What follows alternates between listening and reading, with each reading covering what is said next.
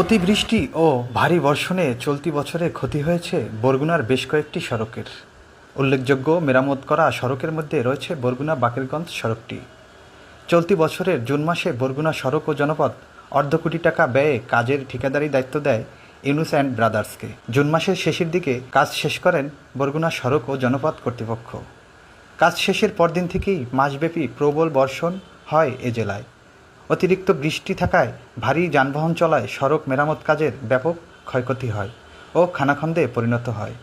সম্প্রতি এই সড়কে কাজের ঠিকাদারি দাবি করে বরগুনা জেলা বিএনপির একজন সিনিয়র নেতাকে জড়িয়ে সংবাদ প্রকাশ করেন একটি বেসরকারি টেলিভিশন।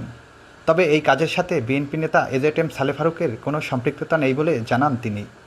এছাড়াও বরগুনা সমাচার নামে একটি ফেসবুক আইডি বিএনপি নেতা হাবিবুর রহমান পান্নাকে জড়িয়ে একটি ভুয়া তথ্য প্রচার করে, যার আধাও কোনো সম্পৃক্ততা নেই। এই ঠিকাদারি কাজে বিএনপি নেতা পান্না জানিয়েছেন, রাজনৈতিক একটি পক্ষ তার নামে বিভ্রান্তিকর পোস্ট ছড়িয়ে দিয়ে সম্মানহানি করার চেষ্টা করছেন।